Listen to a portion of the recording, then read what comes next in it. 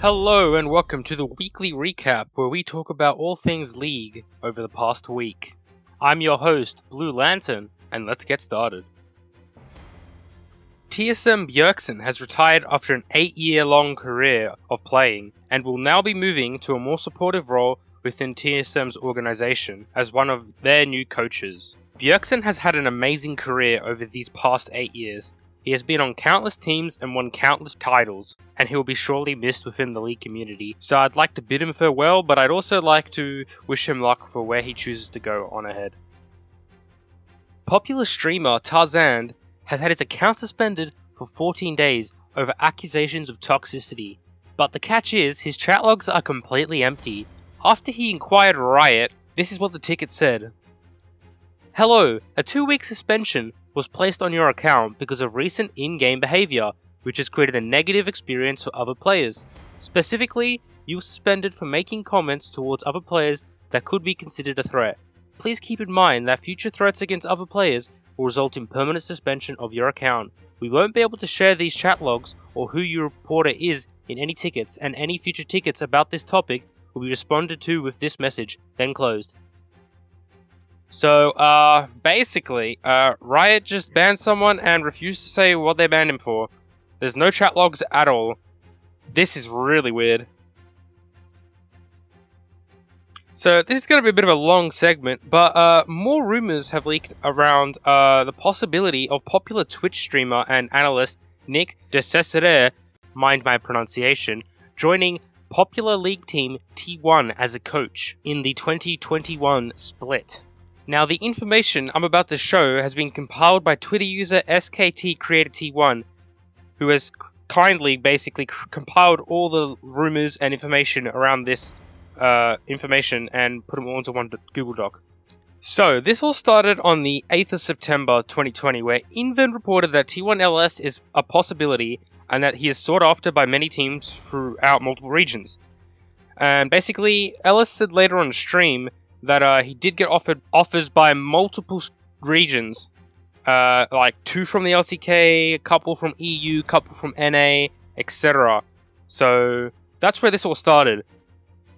So then basically what happened is Ellis said he was having dinner with Joe Marsh, the CEO of T1, later in that week, which really continued these rumors. And basically this guy asked Joe while he was streaming how his dinner was with Ellis, and Joe started acting a little suspicious and asked how he knew about it. After he said that Ellis already told everyone on stream that he was having dinner with Joe, he seemed to relax and said it went very well. So this is quite suspicious and in line with some sort of no disclosure agreement. So on the 13th of September, Ellis kept repeating multiple times on stream that there was no way a prestigious Korean org like T1 would ever sign a Western coach. So this seems to be like he's trying to avoid the conversation and trying to brush it off under the table, but there's already a lot of evidence to begin with that there is something going on, whether it be coaching or stream, etc. But yeah, something's happening with T1, and so there was a little bit of a break between these rumors, but then on the 20th of October, during Hotline League, Ellis's background is different. He's actually inside T1's HQ at the moment, and the background is really similar to that of other T1 streamers, and he also has been wearing the same Nike hoodie as Kuri has on stream. Now, this is where it gets really interesting.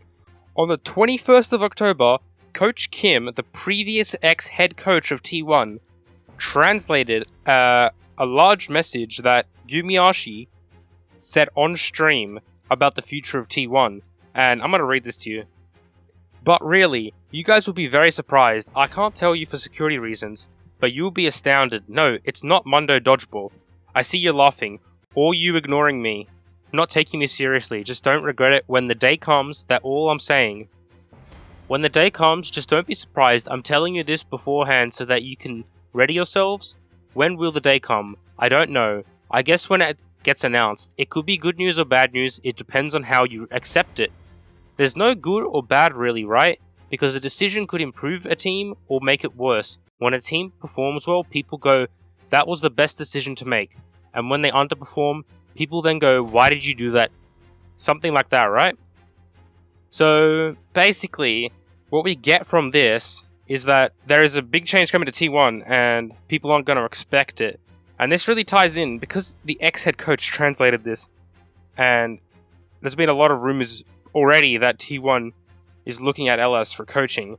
This kind of matches up pretty well, and it makes it more likely, it seems. Now, the most newest bit of detail that we have is LS recently tweeted his first time going to a sauna, and the picture he tweeted is exactly the same as the sauna within T1. We matched up all the knots in the wood, and yeah, it's the exact same sauna, the design's the same. This shows that LS has been within T1 HQ for the past couple weeks now. So whatever agreements are happening between T1 and LS, we're not exactly sure, but we have quite a bit of evidence to say that T1 is definitely looking at LS for either streaming, coaching, analysis, something important within the organization. Now, before we wrap up today's episode, there's a quite funny thing that happened at Worlds yesterday. Basically, after Damwon 3-1 G2, they kind of copied the same thing that G2 did after beating Gen G, kind of to like give revenge from the LCK. And yeah, just take a look. It's quite funny.